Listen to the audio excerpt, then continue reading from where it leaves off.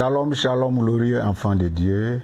Soyez les bienvenus à notre rendez-vous hebdomadaire.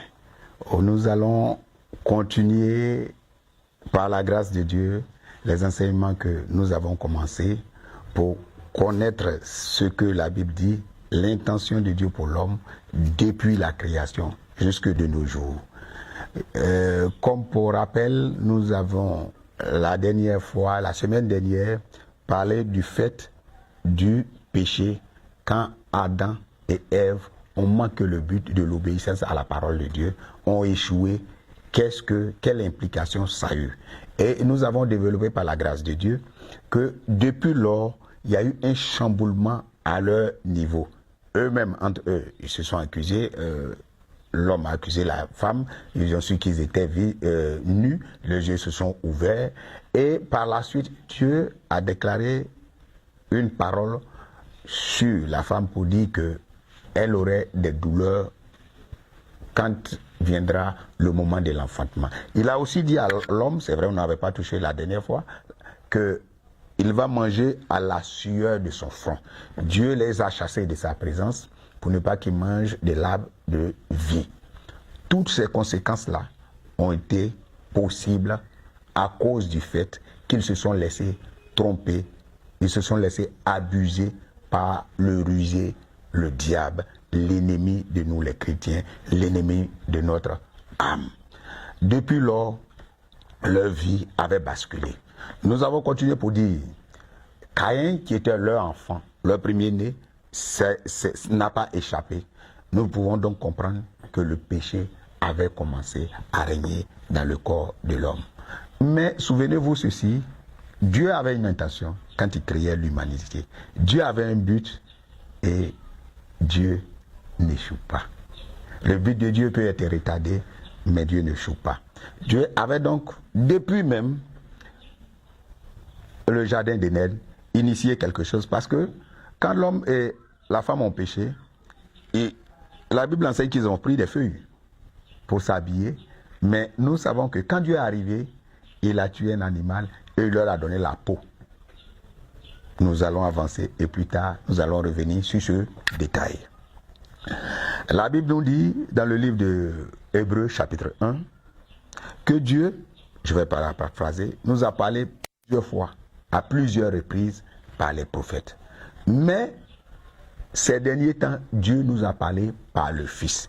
Mais comment il nous a parlé par le Fils? Nous allons prendre un verset que nous connaissons tous. Jean chapitre 3, au verset 16, qui dit ceci. Dieu a tant aimé le monde qu'il a donné son Fils. Vous voyez, ce verset paraît simple, mais il est très profond. Dieu donne son Fils. Pourquoi? Nous avons cité tout à l'heure Hébreux qui dit que Dieu nous a parlé à plusieurs reprises et de plusieurs manières par les prophètes. Donc depuis la décadence de l'homme, depuis l'échec de l'homme, Dieu n'est pas resté là les mains croisées. Dieu a cherché à rattraper l'homme. Dieu a cherché à ramener l'homme dans sa présence, dans sa volonté. Dieu donc a commencé à envoyer les prophètes de génération à génération pour parler aux hommes. Dieu parlait par les prophètes donnaient l'intention de Dieu aux hommes qui soit les écoutaient ou non. Et donc Dieu a fait tout cela, certains l'écoutaient, d'autres non, et Dieu a décidé par lui-même de faire maintenant venir son Fils.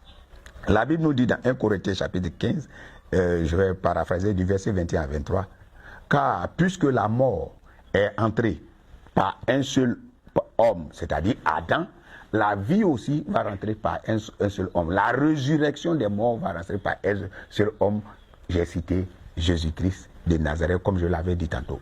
Quand vous et moi nous prenons la parole de Dieu, je l'ai dit dans Jean 3, verset 16, la Bible dit que c'est par amour pour nous que Dieu donne son Fils. Dieu qui a voulu toujours achever son dessein, son plan pour l'homme, c'est-à-dire que l'homme règne entièrement et totalement, que l'homme domine, que l'homme soit puissant, que l'homme soit puissant et qu'il règne. Dieu lui a donc donné, comme je l'ai dit, les 5, il y a un adjectif et le reste, ce sont des verbes. Dieu a dit quoi? Soyez féconds, multipliez, remplissez, assujettissez et dominez. Dieu n'a pas laissé ce but-là de toujours ramener l'homme. Mais Dieu avait commencé à procéder au rachat, au rattrapage de l'homme, mais par quoi? Par la même parole qu'il avait déclarée, à laquelle l'homme avait désobéi. Dieu donc envoyait ses prophètes, comme je l'ai dit tantôt, pour parler de sa part. Mais c'était compliqué. Les hommes n'acceptaient pas. Certains acceptaient, certains obéissaient de façon partielle. Mais Dieu a vu que non, maintenant, il faut que j'envoie mon fils, celui-là même qui est l'empreinte de ma personne. C'est comme ça que Dieu envoie notre Seigneur Jésus-Christ, le Seigneur Jésus-Christ à l'humanité. C'est pourquoi nous qui avons la foi chrétienne, nous qui partageons la foi chrétienne, nous croyons qu'il y a un seul sauveur, un unique sauveur, un seul envoyé de Dieu en la personne de Jésus-Christ de Nazareth. Et la Bible enseigne que celui qui l'a vu, la Bible dit d'abord, au commencement était la parole. La parole était avec Dieu. Et la parole était Dieu. Et Dieu va nous dire que cette même parole a été faite chair. Elle est venue parmi les siens, c'est-à-dire parmi nous. Et la même parole a donné à ceux qui l'ont reçu de devenir enfants de Dieu, lesquels sont nés ni de la chair, ni de la volonté d'un homme, mais de la volonté de Dieu. Vous voyez que vous comme moi, nous avons regardé un peu ce que Dieu a commencé à nous enseigner, à nous révéler depuis Genèse jusqu'à Jean chapitre 3 au verset 16.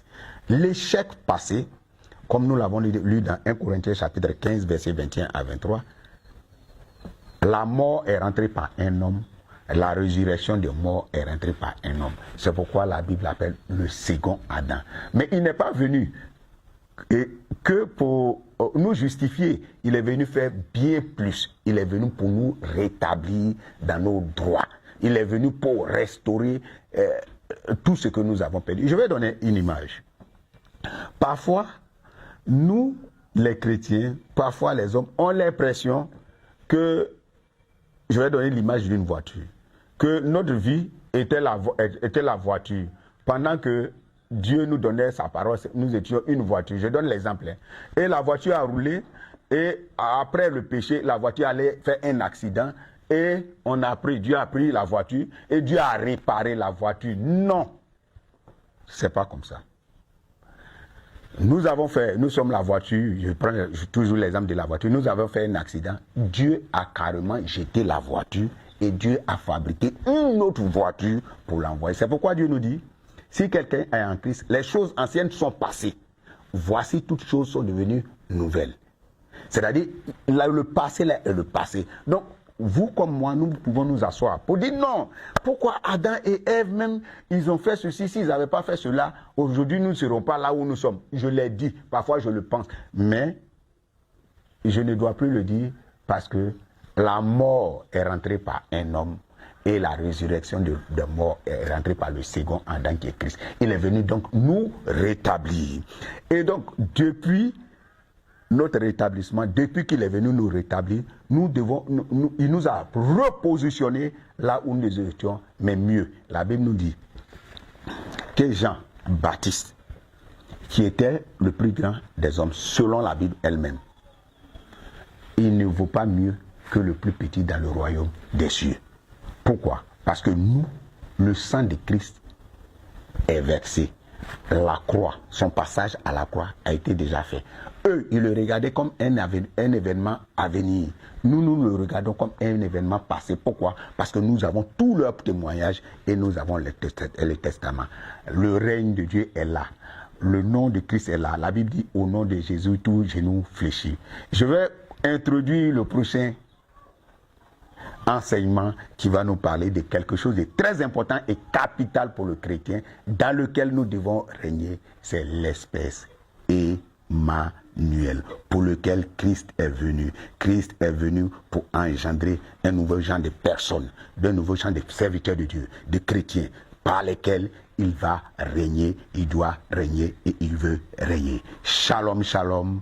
N'oubliez pas d'être là chaque fois à nos rendez-vous hebdomadaires. Partagez, likez, invitez. Nous allons passer un glorieux moment la semaine prochaine. Que Dieu vous garde. Shalom, shalom.